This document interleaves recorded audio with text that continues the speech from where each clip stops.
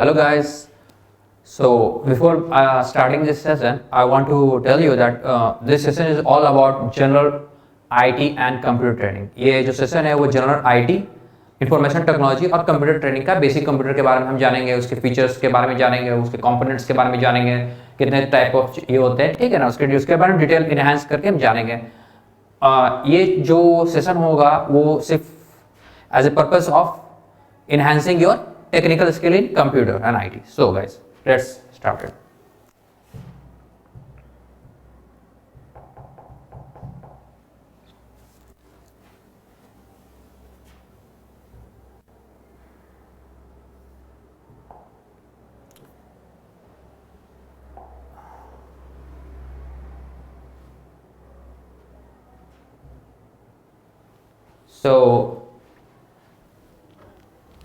So guys, पढ़ने से पहले ये जो मैंने एक डॉक्यूमेंट बनाया था, ठीक है, एक डॉक्यूमेंट बनाया है, एक पर्पस मैंने उसको इस तरह का सेग्रीगेट करके, डाटा को सेग्रीगेट करके नेट से या कहीं से ऐसे बनाया है, जो ये डॉक्यूमेंट बहुत हेल्पफुल होगा आपके लिए, क्योंकि ये बेसिकली ये टू द पॉइंट सिलेबस और आप जो चीज़ मुझे अच्छा लगा नेट पर, मैंने उसको डाल के ये डॉक्यूमेंट बनाया है। तो हम स्टार्ट करते हैं। पहला चीज़ कि general IT and computer training लेने से आपको क्या फायदा है, ये आप समझ रहे होगे, ठीक है। पहले तो एक सिलेबस कम के लिए important, exam point of view के लिए इंपॉर्टेंट है। दूसरा चीज ये है कि हर एक इंसान को कंप्यूटर का नॉलेज होना ही चाहिए। आज के समय में आप देख लो कि हर जॉब, हर चीज में उसमें टेक्निकल चीज का जरूरत पड़ता ही पड़ता है, ठीक है ना। अगर हमें उस चीज का नॉलेज नहीं रहेगा, ये नहीं रहेगा, तो हम आज के अडेप्ट नहीं कर पाएंगे उस हिसाब से, समझ रहे हो। आज का पूरा जमाना ही टेक्निकल जमाना हो चुका है, तो हमें इससे ध्यान रखना होगा कि ये जो चीज है, हमें कंप्यूटर का बेसिक नॉलेज आदमी को होना चाहिए, ठीक है। चलिए स्टार्ट करते हैं। पहले इंट्रोडक्शन टू कंप्यूटर। कंप्यूटर होता क्या है, कंप्यूटर क्या है, तो कोई भी हो सकता है कि कंप्यूटर एक तरह का इलेक्ट्रॉनिक डिवाइस है, जो कि क्या करता है, जो इनपुट यूजर के थ्रू इनपुट लेता है, उसे प्रोसेस करता है और फिर डिजायर आउटपुट को डिस्प्ले करता है, ठीक है। तो ये यहां भी इसका डेफिनेशन लिखा हुआ है, computer is an electronic device that can be perform to accept data input, process it and generate result output, ठीक है, ठीक है। अगला चीज क्या है, एक computer along with an additional hardware and software together is called a computer system। जो हमारा कंप्यूटर, बेसिकली कंप्यूटर सिस्टम क्या करेंगे कि ये हार्डवेयर और सॉफ्टवेयर का पूरा मिला जुला चीज जो पूरा ये रहता है, उसे हम तरह का कंप्यूटर सिस्टम कहते हैं।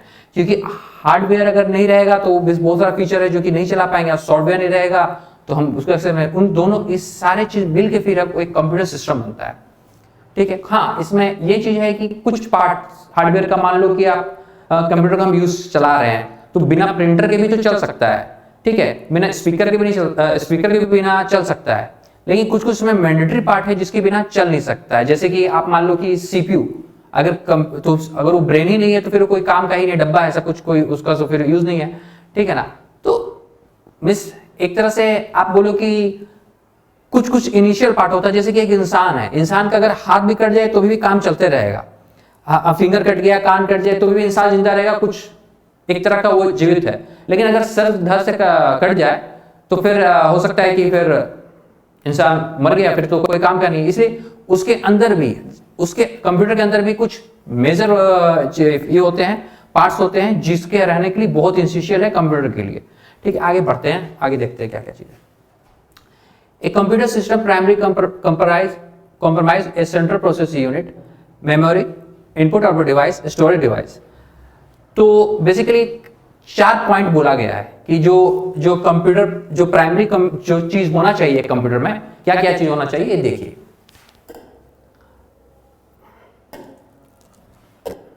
ठीक है, ये देखिए, हम इसको हाईलाइट से हाईलाइट करते हैं। तो पहला एक ये देखिए, ये होना चाहिए, CPU होना चाहिए, सेंट्रल प्रोसेसिंग यूनिट, ठीक है। मेमोरी होना चाहिए। अब CPU होगा तो ही प्रोसेस करेगा कोई डाटा, कोई भी डाटा हम दे रहे हैं, कैलकुलेशन कर रहे हैं, कुछ कर रहे हैं, प्रोसेसिंग के लिए उसके अंदर तो प्रोग्राम बनाया गया है, कोई काम करने के, जो भी प्रोग्रामर कुछ तरह का प्रोग्राम बनाया है, मान लीजिए गेम है या कुछ भी ले लीजिए, वो प्रोग्राम उसमें डिजाइन किया हुआ है, उस CPU के अंदर रिसाइड किया हुआ है। वो हम जिस तरह का आउटपुट चाहते हैं, मान लीजिए हम अगर एक्सेल खोले हुए हैं या फिर कुछ, या मान लीजिए PDF ही खोले हुए हैं, कुछ भी खोले हुए हैं, ठीक है, या फिर हम कुछ डाटा इसमें ये कर रहे हैं, एक्सेल के अंदर कुछ फंक्शन यूज कर रहे हैं, तो प्रोसेस करने के लिए उसके लिए तो सीपीयू की जरूरत पड़ेगा, सीपीयू होना चाहिए। मेमोरी की यूज होना चाहिए कि स्टोर करने के लिए कहीं जगह चाहिए होगा कि अगर और रिजल्ट आ गया है तो उसको कहीं तो स्टोर करेगा, ठीक है। उसके बाद क्या है, इनपुट आउटपुट डिवाइस। ये देखिए इनपुट आउटपुट डिवाइस हम उस यूजर के थ्रू इनपुट डिवाइस के थ्रू दिया सकता है, और जो हमें डिस्प्ले करेगा वो आउटपुट डिवाइस की तरह ही डिस्प्ले करेगा। अगर मान लीजिए कि अगर हमारे पास कीबोर्ड नहीं है तो हम इनपुट कैसे देंगे, या फिर हमारे पास माउस नहीं है, कीबोर्ड नहीं है, समझ रहे, तो हम इनपुट देने के लिए कुछ इनपुट डिवाइस यूज करना ही पड़ेगा किसी चीज के लिए, ठीक है, मैं इनपुट डिवाइस बोलते हुए। उसी तरह आउटपुट हमें देखने के लिए मॉनिटर ये सब का जरूरत पड़ेगा। अब मान लीजिए हम गाना सुन रहे हैं, स्पीकर ही नहीं लगा हुआ है, तो फिर आवाज आएगा, नहीं आवाज आएगा। इसी तरह कि अगर हमारे पास मॉनिटर नहीं लगा हुआ है तो फिर हम, अगर मॉनिटर नहीं लगा हुआ है तो फिर हम उसको डिस्प्ले ही नहीं देख सकते हैं। तो ये भी, ये प्राइमरी से पार्ट सब ये सब है, देखिए, ठीक है। मेमोरी और स्टोरेज डिवाइस, ठीक है। स्टोरेज डिवाइस होता है कि अब एक चीज आप देख लीजिए, जो स्टोरेज डिवाइस है ये आपका सेकेंडरी स्टोरेज डिवाइस ये हुआ। सेकेंडरी स्टोरेज डिवाइस, इसमें दो तरह के स्टोरेज डिवाइस भी दो तरह से बटे हुए हैं, एक होता है प्राइमरी, दूसरा होता है सेकेंडरी। प्राइमरी स्टोरेज डिवाइस हम ये सब डिटेल में पढ़ेंगे। प्राइमरी में रैम रोम होता है, सेकेंडरी में आपका एसएसडी हो गया, पेन ड्राइव हो गया, ऑप्टिकल डिस्क हो गया, हमें बहुत सारी चीज होंगे, हम ये सब डिटेल में पढ़ेंगे, ठीक है। तो स्टोरेज, इसको स्टोर करने के लिए भी चाहिए। यहाँ पे आप देखो कि ये मेमोरी दिया हुआ है, ये स्टोरेज डिवाइस दिया है। तो ये जो मेमोरी दिया हुआ है कि ये जो होता है कि क्या होता है कि एक माइक्रो प्रोसेसर, जो कंप्यूटर का दिमाग होता है, सीपीयू होता है, उसके पास एक चिप लगा रहता है। चिप लगा रहता है, कौन सा चिप लगा रहता है, कैश मेमोरी लगा रहता है, रजिस्टर लगा रहता है। तो वो क्या करता है कि जैसे कि बेसिक जो हम इनपुट दे रहे हैं तो उसको उसी जगह स्टोर किया रहता है। समझ में आया आपको बात?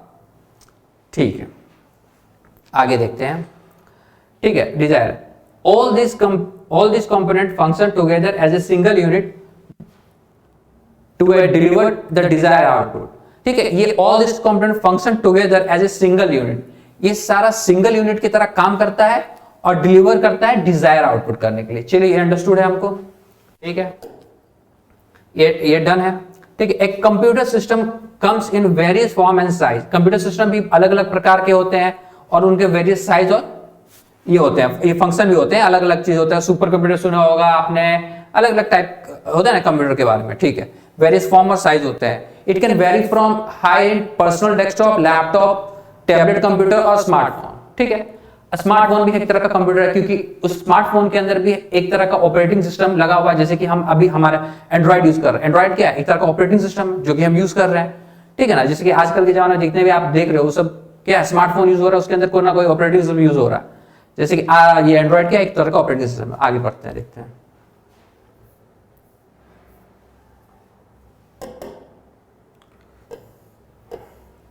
ठीक है। ये देखिए सीपीयू, हाँ। तो फिर अब हम इन सब जितने भी प्राइमरी जो कंपोनेंट है उन सब के बारे में डिटेल में पढ़ेंगे, एक एक करके पढ़ेंगे, ठीक है। चलिए अब ये देखिए सेंट्रल प्रोसेसिंग यूनिट, ठीक है। इसके नाम से ही पता चल रहा है सेंट्रल, देखिए क्या है, सेंट्रल प्रोसेसिंग यूनिट, ठीक है। एक ऐसा सेंट्रल पर पड़ा हुआ है, ठीक है, प्रोसेसिंग में कुछ प्रोसेस करता है, प्रोसेसिंग यूनिट, ठीक है। सीपीयू, ये सीपीयू एक तरह से समझ लीजिए कि जैसे कि हम इंसान के अंदर ब्रेन होता है, उसी तरह कंप्यूटर का जो ब्रेन होता है वही सीपीयू होता है। ये जो भी लॉजिकल थिंकिंग हुआ, जो लॉजिकल थिंकिंग, कंप्यूटर कोई लॉजिकल थिंकिंग तो नहीं करता है, मींस कंप्यूटर के अंदर पहले से प्री प्लान प्रोग्राम बनाया रहता है, तो उस प्रोग्राम के हिसाब से वो जो चलता है, जो हर एक डिवाइस जो से कनेक्ट होता है उसको समझाता है कि भाई तुम्हारा क्या काम नहीं है, ये सब जितना भी चीज होता है, ठीक है ना। जो भी डिजायर प्रोसेस हो रहा है, जितना भी हम उसके अंदर लॉजिक लगा रहे हैं, जितना भी हम उसका अर्थमेटिक ऑपरेशन कर रहे हैं, तो सब चीज ये सीपीयू के अंदर होता है, ठीक है, क्लियर है। अब देखिए it is an electronic circuit, ठीक है ना, of a computer that carries out a actual processing and usually refer as the brain of computer. ये क्या है, एक तरह का सर्किट है, ठीक है ना, इलेक्ट्रॉनिक सर्किट, ठीक है। इलेक्ट्रॉनिक सर्किट क्या होता है, ठीक है, it is a circuit that carries out actual processing, जो अब एक्चुअल प्रोसेसिंग जो होता है वो कैरी आउट करता है, and usually refer as the brain of computer, उसको ब्रेन ऑफ कंप्यूटर बोलते हैं, जो मैंने बोल चुका है। It is commonly called a processor also. अब ये देखिए आप ये देखो, आपने ऐसे करके एक ये देखा होगा, ठीक है ना, आपने इसे देखा होगा, ये देखिए आपने ऐसे करके चिप देखा होगा, इंटेल i7 ऐसे करके देखते हैं, चिप लगा रहता है ये सब। तो ये माइक्रो प्रोसेसर होता है, ये प्रोसेसर होता है, ठीक है ना। ये यही प्रोसेसर का बात कर रहा है, जो इस देखिए यहाँ पे कॉमनली प्रोसेसर होता है, इस प्रोसेसर का बात कर रहा है ये, ठीक है। इस प्रोसेसर का क्या, इस प्रोसेसर में क्या होता है कि बेसिकली इस प्रोसेसर के अंदर कंप्यूटर के बहुत सारे जो अरिथमेटिक लॉजिकल चीज जितने भी प्रोसेसिंग के पार्ट होता है इसमें डाला रहता है, ठीक है। इसके अंदर बायोस भी डाला रहता है कि जब कंप्यूटर स्टार्ट होता ही होता है तो उसको बेसिकली सब कुछ बताने के लिए, ये जैसे कि आपने, हम लोग पढ़ेंगे आगे रैम रोम के बारे में, तो रोम के अंदर क्या होता है कि एक बायोस लगा रहता है, बेसिक इनपुट आउटपुट सिस्टम के बारे में पूरा डिटेल दिया रहता है। वो सब चीज जानकारी मैन्युफैक्चरिंग करते वक्त जो भी वेंडर हुआ, जो भी अपने कंपनी का मैन्युफैक्चर कर रहा है, तो वो इसके अंदर क्या होता है, उस तरह के प्रोग्राम पहले से फिक्स्ड बनाया रहता है, ठीक है। Physically a CPU can be placed on one or more microchip called integrated circuit, ठीक है। उसका क्या होता है, सीपीयू को प्लेस किया जा सकता है एक या एक से माइक्रोचिप से, ये जो प्रोसेसर हो माइक्रोचिप को उसमें इंटीग्रेट किया जाता है। The IC compromise of semiconductor material, जो ये है वो सेमीकंडक्टर मटेरियल के थ्रू ही होता है,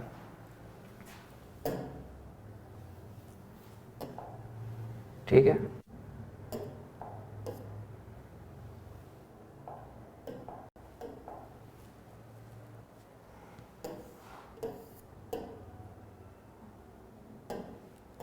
हाँ ये देखिए, डायग्राम देखिए, ठीक है। ये तो सा देखिए, यहां से यूजर क्या किया, इनपुट डिवाइस के थ्रू कुछ भी इनपुट डाला, ठीक, यहां पे कुछ भी इनपुट डाला। ये क्या होगा, ये इनपुट यहां पे इसमें गया, मान लो एडिशन कर रहे हैं या कुछ भी कर रहे हैं, वहां पे ये प्रोसेस किया, प्रोसेस करने के बाद ये क्या करता है, डिजायर आउटपुट डिवाइस से दिखाता है, ठीक है। अब यहां से, अब इसको जरा ये देखिए कि मेमोरी यूनिट का काम कैसे, क्या कैसे चल रहा है, नहीं चल रहा है। मैं आपको एक प्रोग्राम, हल्का प्रोग्राम बना के दिखाता हूं, ठीक है। एक प्रोग्राम ले लो, जो क्लास मान लो एक सम है, ठीक है, क्लास सम है, ठीक है, एकदम बेसिक लिख कर रहा है, ठीक है। इंट एज इक्वल टू मान लो 10, मान लो ये 10 यूजर के थ्रू दिया हुआ है, ठीक है ना, या फिर मान लो कि हम प्रोग्राम कर रहा है, पहले आप इस प्रोग्राम से उसके बाद आगे का चीज देखते हैं, ठीक है। बी मान लो 10 है, ठीक है। अब ये देखो,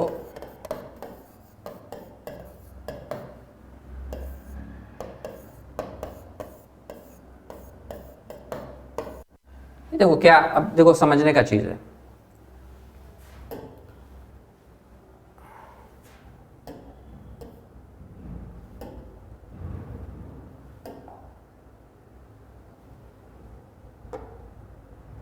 हाँ ये आप देखो, तो ये जो सम है एक तरह का, मान लो एक हमने क्लास बनाया, सम नाम का बना दिया, कुछ भी बनाया, तो ये हो क्या रहा है, पहले समझो बात को। मान लो यूजर ने एक एक्सेल खोला या कुछ खोला हुआ है, ठीक है, उसने प्रेस किया 10 प्रेस किया, ठीक, 10 प्रेस किया उसने, ठीक है। उसके बाद उसने सेकंड नंबर, उसने दो नंबर को एडिशन ही कर रहा है, ठीक है। दूसरा किया बी, ठीक है, बी में भी दूसरा नंबर जो प्रेस किया वो भी 10 है, ठीक है, उसका आउटपुट देख रहा है, ठीक है ना। तो अब ये देखो ये कैसे कैसे हो कैसे रहा है, ठीक है, आप देखो हो कैसे रहा है। ये जो है ये क्या है, ऑपरेटर है, ये हमारा ये ऑपरेटर है, ये ऑपरेंड है, ए टू दो वेरिएबल है, ठीक है। अब क्या हो रहा है कि ये दोनों चीज स्टोर किस में कर रहा है, एक अलग तरह का वेरिएबल है सी, उसमें स्टोर कर रहा है, ठीक। तो आप ये चीज देखो कि ये सब कहीं तो स्टोर हो रहा होगा ना, कुछ तो हो रहा होगा, ये तो स्टोरेज में जाके डायरेक्ट नहीं कर रहा है, प्रोसेस करते करते वक्त जब ये तुरंतली हमको देखते हो सेकंड मिली सेकंड में आंसर दे देता है, तो कहीं तो स्टोर हो रहा होगा। तो यहाँ पे मेमोरी आप देख रहे हो, यहाँ पे काम आ रहा है, ये देख रहे हो, यहाँ ये जो मेमोरी है ये काम आ रहा है, ये मेमोरी यूनिट देख रहे हो, ये यहाँ पे कैसे काम आ रहा है, ये देखो आप, इसमें हो क्या रहा है, इस चीज में क्या हो रहा है आपको समझना चाहिए। इस चीज में क्या हो रहा है मेमोरी यूनिट में, इसमें ऐसे से करके एक तरह का मान लो कि अलग अलग ब्लॉक में एक रजिस्टर या फिर मेमोरी को सेव कर रहा है। तो जब हम इंट ए इक्वल टू 10, मैंने यूजर के थ्रू, मान लो इसको यूजर दे रहा है, ठीक है, यूजर के थ्रू 10 से प्रेस हुआ, तो एक कहीं एड्रेस में जाके इसने वैल्यू 10 सेव कर दिया, ठीक है। उसी तरह बी का वैल्यू क्या किया, 10 सेव कर दिया, ठीक। इस तरह बहुत सारे ऐसे बने हुए हैं, समझिएगा। उसको क्या किया, उसको फिर इस जब ये दोनों ब्लॉक हुआ तो उसके बाद सी जो बनेगा, ये जो C बना हुआ है इसमें क्या लगा हुआ है कि अगर C जो बनाएगा A प्लस बी, ठीक, A प्लस बी में होगा, तो ये जो प्लस सिंबल है ये एक तरह का अर्थमेटिक ऑपरेटर है, और ये अर्थमेटिक ऑपरेटर यहाँ पे लिखा हुआ है ALU, तो ये यहाँ पे अर्थमेटिक ऑपरेशन के थ्रू ये प्रोसेस हो जाएगा कि हाँ भाई यहाँ पे ऑपरेंड यूज हुआ, ऑपरेटर यूज हुआ है, तो ये प्रोसेस हुआ कि हाँ C में वैल्यू जो A और प्लस B को जोड़ के जो वैल्यू होगा वो C में आएगा, तो C के अंदर 20 कर देता है। फिर ये क्या करता है कि यहाँ पे C में 20, इसने 20 सेव कर लिया, ठीक है, 20 सेव कर लिया, यहाँ मेमोरी यूनिट के अंदर 20 सेव कर दिया। अब ये क्या करेगा, फिर इसमें से फेच करेगा कि भाई हाँ इन्होंने बोला है कि ये सिस्टम आउट प्रिंट, ठीक है, सिस्टम आउट प्रिंट में हमको C चाहिए, मैंने आउटपुट रिजल्ट क्या चाहिए, C चाहिए, एक तरह का प्रोग्राम बना हुआ है हम, ठीक है, तो ये जो C होगा इसको ये प्रिंट करेगा, तो C का डाटा यहां से मांगा ये, ठीक है, और उसके बाद ये फिर क्या किया, आउटपुट दिखाया। क्लियर हुआ आप लोगों को, इतना समझ में आया, ठीक है, ठीक है, चलिए आगे देखते हैं, चलिए, ठीक है। अब ये देखिए इसमें क्या लिखा हुआ है, जो डॉक्यूमेंट्स ये किए हैं इसमें क्या लिखा हुआ है, ये देखते हैं। The CPU is given instruction and data through program. A CPU is given instruction and data through program. CPU is given instruction and data through program, ठीक है, CPU में क्या होता है, given instruction and data through program. The CPU then fetch the program and data from the memory, ठीक है, memory से क्या किया, डाटा लिया, and perform arithmetic and logic operation as per given instruction, ठीक है, उसमें arithmetic और logic operation जो है इंस्ट्रक्शन के थ्रू, मैंने हम अभी जो दिखाया जैसे कि A प्लस B ले लिए, ठीक है, उसमें क्या है, ठीक है, इंस्ट्रक्शन लिया मैंने, arithmetic हम ऑपरेटर यूज कर रहे हैं, प्लस और एडिशन ऑपरेटर यूज कर रहे हैं, वो किया, ठीक है, store the result back to the memory में, उसमें फिर से जो मैंने आपको बताया था अभी, जो मैंने आपको इसमें बताया कि इसमें स्टोर करके फर्स्ट करता है, वही चीज इसमें लिखा हुआ है, ठीक है। While processing, the CPU stored data as well as instruction in its local memory called registers. मैंने आपको बोला था ये रजिस्टर आप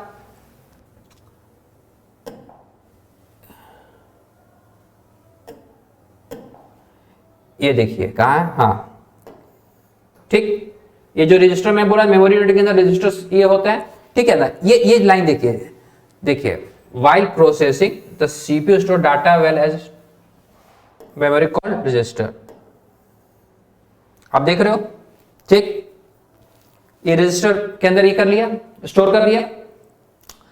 register are a part of CPU chip and they are limited in size and number, ठीक है, register क्या है, एक पार्ट, सीपीयू चिप का एक पार्ट है, they are limited in size and number, उसका साइज और नंबर, क्योंकि हम वो क्या होता है कि प्रोसेस करके तुरंत सेकंड में हमको देना होता है, समझ रहे हो ना, तो वो उस क्या होता है प्रोसेसर के अंदर ही रहता है कि अब हम देख रहे हो कि डाटा को तुरंत हम जैसे उसके अंदर कुछ भी हम मान लो कि फंक्शन यूज की कुछ की, हमको रिजल्ट तुरंत दिया है, वो तुरंत इसलिए दे रहा है क्योंकि इसको डिस्प्ले करने के लिए आसानी मिल रहा है। यही चीज अगर मान लो कि सेकेंडरी में लगा रहता तो वो क्या होता, उसको डाटा को फेच कर प्रोसेस सेकंड में हो जाता, मिली सेकंड में हो जाता, उसको फेच करने में टाइम लग जाता, समझ रहे हो ना, तो सीपीयू आइडियल बैठ नहीं सकता, तो इसी कारण क्या है, ठीक है ना, ये जो रजिस्टर होते हैं वो चिप बहुत फास्ट एक्सेस होते हैं, ठीक है ना, बहुत ज्यादा फास्ट होते हैं, यहां तक कि रैम से ज्यादा फास्ट होते हैं, कैश मेमोरी हम बोल सकते हैं इसको, ठीक है, वो क्या होता है कि वो हमारे सीपीयू के साथ अटैच रहता है, ठीक है, उसको तुरंत जो भी इंस्ट्रक्शन हो गया, फिर सीपीयू जो भी डाटा उसका डिजायर आउटपुट जो भी निकल गया, जैसे सी का हम जो आउटपुट करके इसमें आया है, ठीक है, उसको स्टोर कर दिया है, ठीक है, कि हमको फेच करने में आसानी हो, सेकंड में कर दिया, तो देखा register are part of CPU and they are limited in size and number, हो चुका है। Different register are used for storing data, instruction and intermediate result, ठीक है, डिफरेंट रजिस्टर होते हैं जो कि यूज होते हैं storing for data, instruction and intermediate result. Other than the register CPU has two main component, arithmetic logic unit, जो कि यहां पे देख रहे हैं arithmetic logic unit and control unit, ठीक है। अब क्या है ये देखिए, हाँ ये देखिए आप arithmetic logic unit, arithmetic logic unit, ठीक है, रजिस्टर के अलावा अब हम इसके CPU जो है, बेसिकली जो CPU के बारे में हम एक करेंगे, ठीक, इसमें क्या क्या चाहिए, एक तो कंट्रोल यूनिट है, arithmetic logic unit है, मेमोरी यूनिट है, तो इस हमने ये वाला पार्ट तो कर दिया, मेमोरी यूनिट क्या क्यों हो रहा है, समझ में आ गया मेमोरी यूनिट क्यों यूज हो रहा है, कि मान लो कि अगर कोई भी एडिशन हम कोई भी प्रोग्राम ले लिए हैं, उसका जो एडिशन हो रहा है ऑपरेट करके उसका हम डिजायर आउटपुट रिजल्ट कर रहे हैं, तो प्रोसेसर कैसे कैसे डाटा को कहां सेव कर रहा है, इसी मेमोरी यूनिट में सेव कर रहा है, रिजल्ट को इसी में उसमें तुरंत शो कर दे रहा है। कारण ये है क्योंकि ये मेमोरी यूनिट का क्या है कि बहुत ज्यादा फास्ट एक्सेसिबल होता है, रैंडमली एक्सेस होने में काम आता है, इसलिए सीपीयू के अंदर होता है और रजिस्टर ये होता है, ठीक है, सेमीकंडक्टर बना रहता है, ठीक है। अब देखिए उसके अलावा यहाँ पे क्या क्या है, दो और चीजें क्या है, अरिथमेटिक लॉजिक यूनिट और दूसरा कंट्रोल यूनिट, ठीक है। तो अरिथमेटिक लॉजिक यूनिट जिसका जो एएलयू, उसका एब्रिविएशन अरिथमेटिक, एएलयू का एब्रिविएशन क्या होता है, अरिथमेटिक लॉजिक यूनिट, जिसको एएलयू भी लिखते हैं हम शॉर्ट फॉर्म में। उसी तरह सीयू कंट्रोल यूनिट, ठीक, कंट्रोल यूनिट देखिए, ठीक। अब देखिए इस, अच्छा अभी देखिए ALU perform all the arithmetic and logic operation that needed to be done as per the instruction in a program, ठीक है, in a program। जो भी arithmetic and logical operation होता है, ठीक, जो भी arithmetic and logic operation, arithmetic operation आप जानते हो, plus minus modulus division subtraction, ये सब क्या अरिथमेटिक ऑपरेशन है। लॉजिक ऑपरेशन किस तरह होगा, एंड होता है और होता है, समझ रहे बात को, ये सब चीज इसमें यूज होता है, किसमें यूज होता है, आपके लॉजिकल ऑपरेशन में, ठीक है, और अरिथमेटिक, ठीक है। उसके बाद CPU control sequential instruction education interpreter instruction and guide data flow through computer memory, ALU and input output device, ठीक है। फ्लो ऑफ डाटा आपको बताता हूं मैं क्या ये हो रहा है, ठीक है। ये देखो ये लाइन बहुत जरूरी है,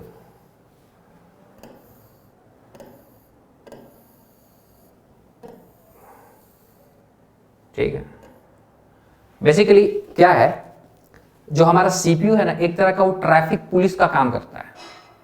ट्रैफिक पुलिस बोलता है कि भाई हाँ तो आपको इधर जाओ, उसको उधर जाना है, ठीक है ना, तो वो देखते हो ट्रैफिक को किस तरह से कंट्रोल किया जाता है। उसी तरह कंट्रोल यूनिट क्या करता है कि जो डाटा फ्लो कर रहा है, कहां से कहां जाना है, कहां से क्या आना है, क्या है, उस चीज को ये क्या करता, कौन सा चीज यूज करता है, वो करता है कंट्रोल यूनिट, ठीक है। आपको समझ आ गया कंट्रोल यूनिट का काम क्या है कि उस flow of data through computer memory ALU in input output device, जो डाटा का फॉलो हो रहा है, ठीक है ना, कि डाटा कहां से कहां जा रहा है, डाटा बस क्या क्या ले रहा है, ये सारा चीज देखता कौन है, कंट्रोल यूनिट। आगे पढ़ते हैं इनपुट डिवाइस, ठीक है। अभी देखिए कि इनपुट डिवाइस पहले की चीज, आप ये इमेज देखो, यहां पे आपको इमेज नजर आ रहा है, ठीक है। अब इनपुट डिवाइस तो वही चीज होगा जिसके यूजर जिससे यूजर इनपुट दे सके, एक ऐसा डिवाइस जिसके थ्रू इनपुट यूजर जो उस पर इंस्ट्रक्शन दे सके या उसको कुछ उस पर फील कर सकते हैं, ठीक है ना। तो इनपुट डिवाइस हम ऐसे क्या क्या इनपुट डिवाइस हम जनरली देखते हैं, एक तो हमारा कीबोर्ड है, माउस है, जॉयस्टिक है, ट्रैक बॉल है, स्कैनर है, टच स्क्रीन है, वेबकैम है, माइक्रोफोन है, ये सब हमारा इनपुट डिवाइस है, ठीक है।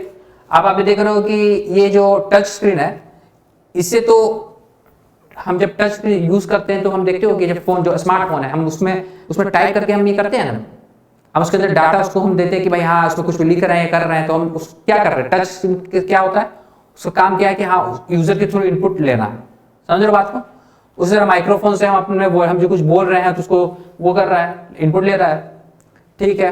वेबकैम हमारा अभी जैसे कि हम कैमरा के थ्रू कनेक्टेड है, तो ये क्या हमारा डाटा ये फेच कर रहा है, ले रहा है, ये ले रहा है, एक तरह से ले रहा है हमसे कैमरा, ठीक है। जॉयस्टिक ये सब तो गेमिंग के लिए यूज होता है, ठीक है। ट्रैक बॉल, ठीक है, कीबोर्ड के बारे में जानते हैं, माउस के बारे में जानते हैं। अब चलिए थोड़ा सा पढ़ते हैं इधर, देखिए the device through which control signal are sent to a computer are term as input device. The device through which, वो डिवाइस जिसके थ्रू कंट्रोल सिग्नल कंप्यूटर को भेजा जाता है, वो क्या होते हैं, इनपुट डिवाइस होते हैं। मिस कंप्यूटर को अगर कोई भी जो कंप्यूटर को अगर हम यहां से कंट्रोल सिग्नल को सिग्नल भेज रहा है, ठीक है ना, तो वो हमारा इनपुट डिवाइस हुआ, ठीक है। This device convert the input data into digital form that is accepted by computer system. Some example input device include keyboard, mouse, scanner, touch screen, etc, ठीक है, एक्सेट्रा, स्पेशली डिजाइन, ठीक है। Braille keyboard are also available to help the visual impaired of entering data into a computer. Besides, we can Now enter data through voice. For example, we can use Google Voice, search to search the web where we can input the search string through our voice. Data entered through input device is temporarily stored in main memory, also called RAM of a computer system, for permanent storage and future use. The data as well the instruction are stored permanently in additional storage location called secondary memory. अब समझो, अब देखो क्या है ये चीज। पहला चीज तो ये समझिए कि हम ये पहले एक चीज मैं बताना भूल गया था, ठीक है, मैं आपको बताता हूँ पहली चीज कि जो कंप्यूटर है वो तो एक मशीन है, और मशीन को सिर्फ दो ही चीज समझ में आता है, उसको आता है समझ 0 और 1। डिजिटल जो हम ये जो लिखा है ना डिजिटल फॉर्म में चेंज कर रहा है, तो कंप्यूटर को सिर्फ और सिर्फ समझ में आता है 0 और 1, ठीक है। कंप्यूटर को अगर आके कुछ भी हम कुछ भी बोल रहे हैं लिख रहे हैं तो उसको ये सब समझ में नहीं आ रहा है, वो कन्वर्ट कर रहा है, ठीक है ना। कौन अंदर में जो उसका जो बना हुआ है, या फिर जो एक तरह का मान लीजिए कि जो ऑपरेटिंग सिस्टम हो गया, ठीक है, या प्रोसेसर जो उसके अंदर का उसका चीज को ट्रांसलेट करता है, ठीक है, ट्रांसलेट करके उसको क्या करता है, ट्रांसलेट करके फिर कंप्यूटर को समझाता है कि भाई हाँ ये चीज पूछा है, तो उसको फिर डिजिटल फॉर्म में भेज देता है, ठीक है। डिजिटल फॉर्म में आंसर भी डिजिटल में देता है। आप समझो मेरे बात को,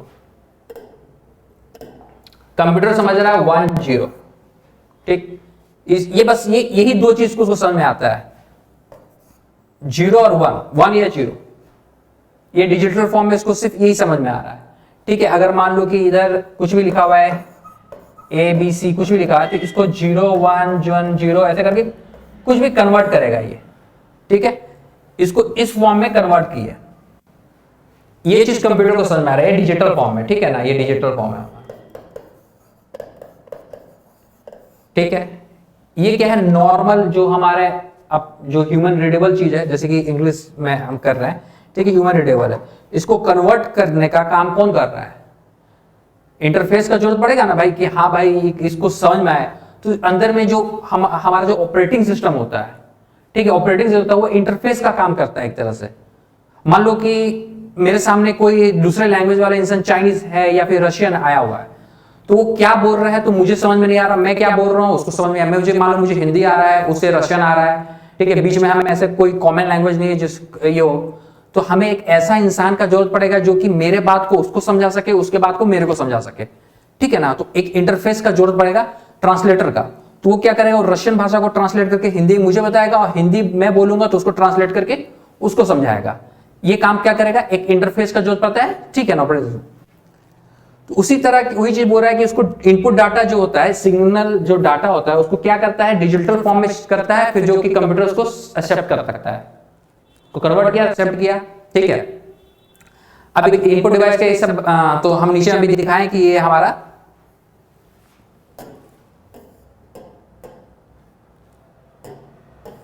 ये देखिए आप, ये तो ये जो हमारे इनपुट डिवाइस हुआ है, ठीक है ना। कॉमन इनपुट डिवाइस क्या क्या है तो हमने बता दिया है, ठीक है। अब इसमें एक चीज और लिखा हुआ है, ये देखिए यहाँ पे एक चीज ध्यान देने की बात है, यहाँ ध्यान देने की बात यहाँ पे देखिए,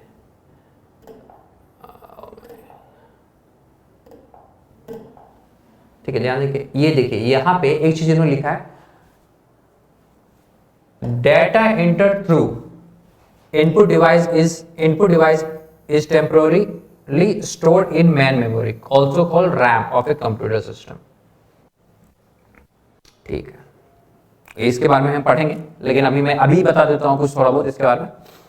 आपने एक चीज ऑब्जर्व किया है कि आज के समय में जब हम स्मार्टफोन खरीदने जाते हैं तो हम पूछते हैं कि भाई कितना जीबी का रैम, सोचते हैं ना कि हाँ भाई ये 10 जीबी का है, 5 जीबी का है, 8 जीबी का है, कितना जीबी का है। जितना ज्यादा रैम बढ़ेगा उतना ज्यादा वो क्या होगा, उतना अच्छा ही हमारा सिस्टम चलेगा, वर्क करेगा। ऐसा क्यों? ऐसा इसलिए कि जो रैम होता है ना, रैम जो होता है वो रैंडमली एक्सेस करते रहता है डाटा को, ठीक है ना। रैम का क्या होता है कि मान लो कि अगर हम कोई किसी भी चीज को अभी एप्लीकेशन को रन कर रहे हैं, अगर ये एप्लीकेशन जो रन हो रहा है, ये आप देख रहे हो, ये जो प्रेजेंटेशन मैंने बनाया हुआ है, ठीक है, ये रन हो रहा है, तो ये रन कहां पे हो रहा है, ये रन इसको क्या करता है, इसको जो हमारा जो ऑपरेटिंग सिस्टम जैसे कि जो है वो क्या करता है, इसे उठा के डाल देता है रैम में। ये इंस्टॉल क्या होता है, मान लो कि अब मैं आपको समझाता हूं कैसे होगा। अरे ठीक है, ये देखो कि हमारा यहाँ पे बहुत सारा ये पीपीटी है, ठीक है, या फिर यहाँ पे ऐप है, कोई ऐप मान लो, या फिर म्यूजिक का कुछ हम सुन रहे हैं, ठीक है, म्यूजिक का कुछ सुन रहे हैं हम, ठीक, ये सब हम सुन रहे हैं कुछ, ठीक है, कुछ खोले हुए हैं, ठीक है, एक फोन के अंदर खोले हुए हैं, ठीक है ना, या फिर एक सिस्टम के अंदर खोले हुए हैं, ठीक है, ठीक, इसके अंदर खोले हुए हैं हम, यहाँ भी चल रहा है, यहाँ भी चल रहा है, ठीक है, हो क्या रहा है, ठीक है ना, ये जितने चीज होते हैं ये कहाँ पे जाके, ये जाके रैम के अंदर रहते हैं, रैम के अंदर ये रहते हैं, स्टोर होते हैं। स्टोर में रैम इस फेच होके पहले क्या करता है, अपने अंदर अपलोड करता है, ठीक है ना, रैम अपने अंदर पहले ले लेता है, ठीक, और उसके बाद रैम जो है, रैम से कनेक्ट रहता है क्या, रैम से हमारा जो सीपीयू है, ठीक है, एक, ठीक है, ठीक है, जो हमारा रैम से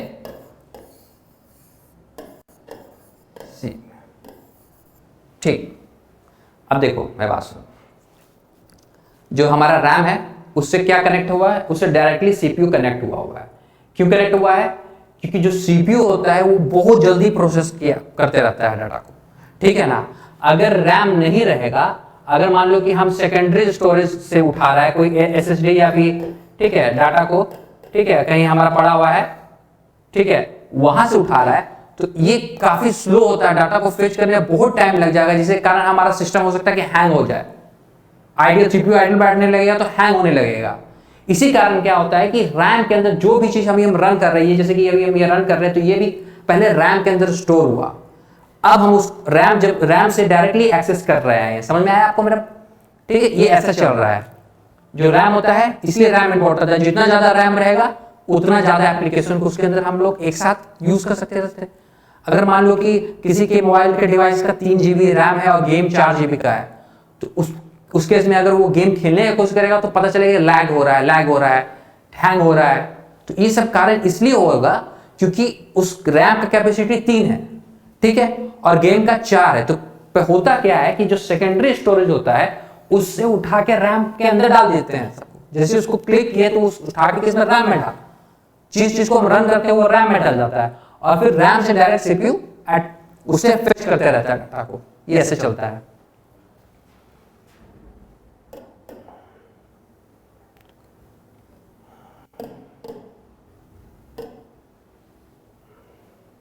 ठीक है, तो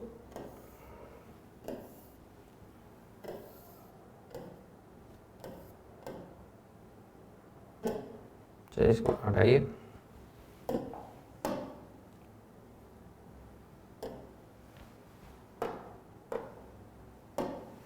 ठीक है, ठीक है, for permanent storage and future use data as well instruction are store permanently in additional storage location secondary memory.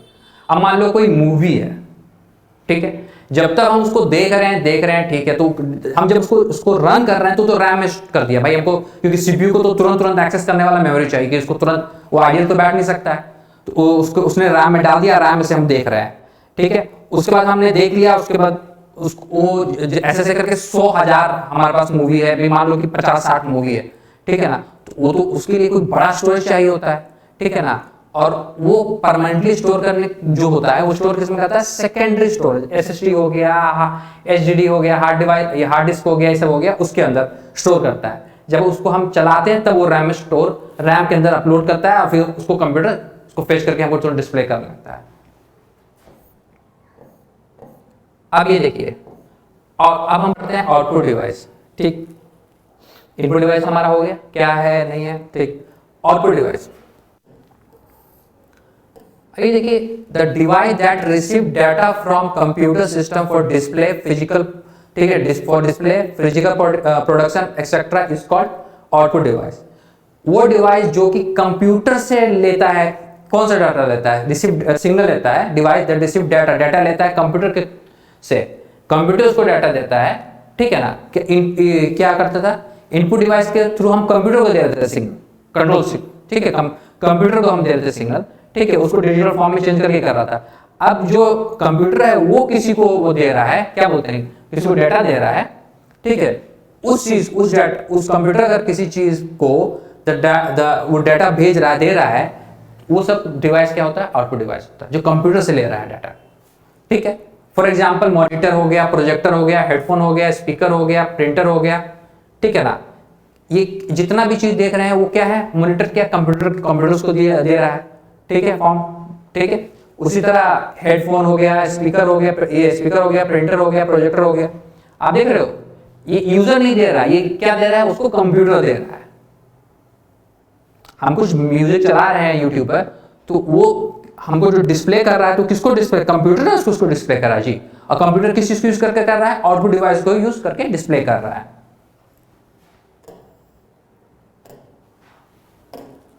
ठीक है। ये देखिए सम, देखिए यहां पे क्या है,